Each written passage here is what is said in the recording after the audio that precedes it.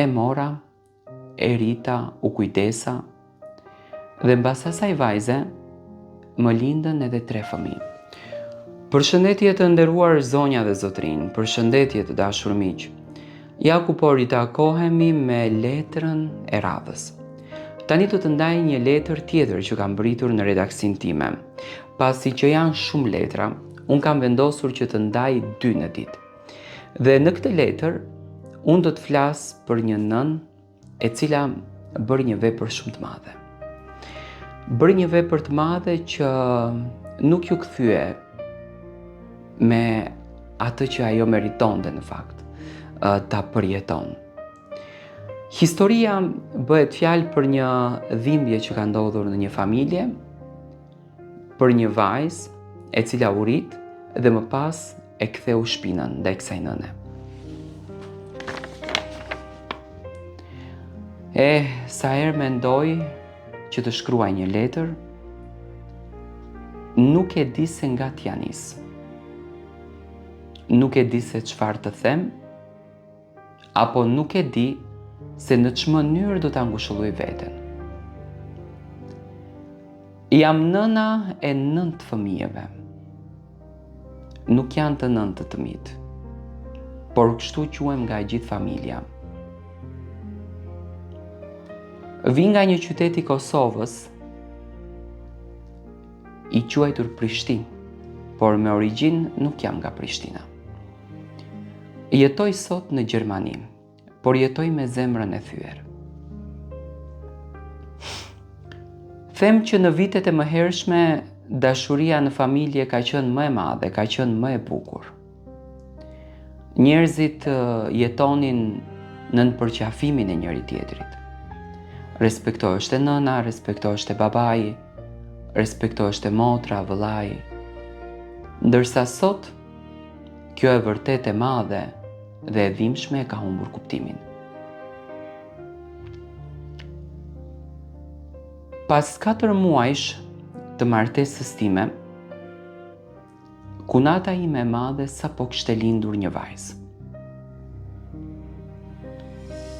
4 muajt e martesës ishin të bukura. Jeta në një shtëpi të re, të mësohesh në ato tradita, të mësohesh në ato kulturë, të jetosh me një familje të re.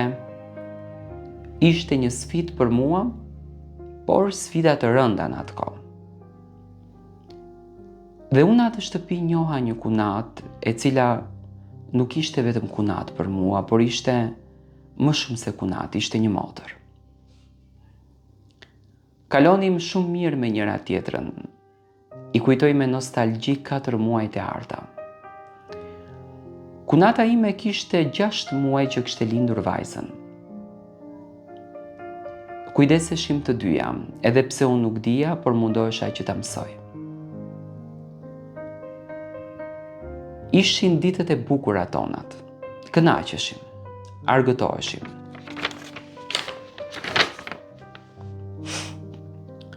Pas 4 muajsh, një mesazh erdhi në shtëpinë tonë.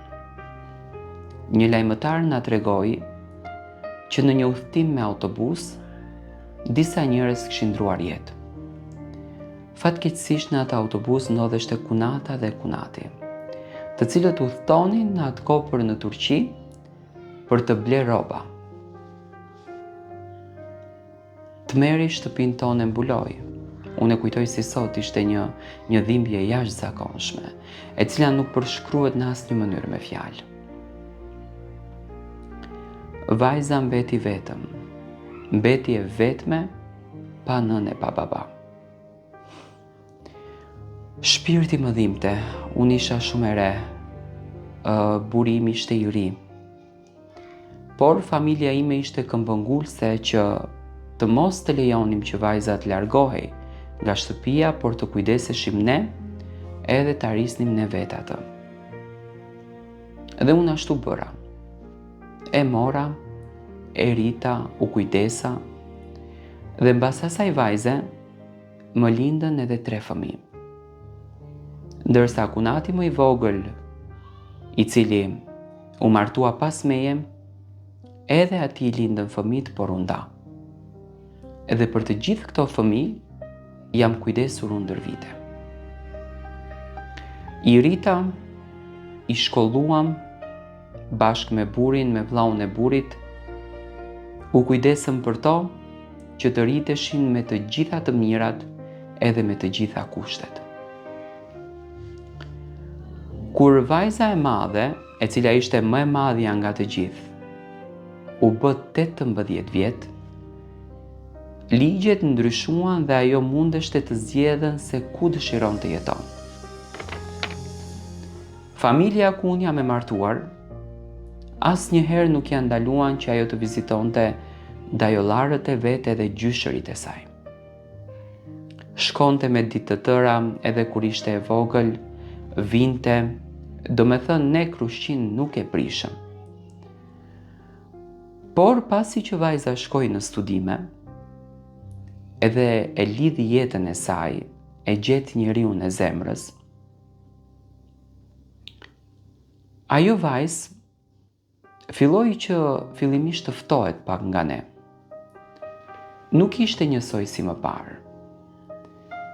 Nuk thëriste çdo ditë në telefon, nuk mendonte më për ne, haronte festat, haronte ditëlindjet, gjithmonë na neglizhonte më shumë. Deri në ditën kur vendosi që raportin me ne ta mbyllën përgjithmonë. Të largohet, të jetoj vetëm me burin e saj, sot me djalin e saj, edhe të ketë raporte vetëm me familjen e të jemës. Për ne ishte një shok, sepse ta themi të drejtën, ne shpirtërisht jemi lidhur më së shumti me atë vajzë sepse ishte më e madhja. Ajo ishte kryesorja në familje. Dashurinë të parë ja kemi dhënë ne asaj. Nuk e pritëm që të na e kthente në këtë mënyrë. Por nuk e di pse ka shumë ne të shoh në ëndër, edhe mendoj që ndoshta ndjehet e penduar, edhe dëshiron që të kthehet. Dëshiron që të vi pranë nesh. Ajo e di shumë mirë se kush është. Dhe unë mendoj që me këtë mesazh, në qoftë se ajo do ta dëgjon këtë historinë, unë dua t'i them që hajde ktheu, ne të duam dhe asnjëherë nuk të kemi gjykuar. Ishte e drejta jote të zgjidhje atë familje. Ato nuk janë hasmërit tanë. Ata janë familje ashtu siç ne të kemi ty.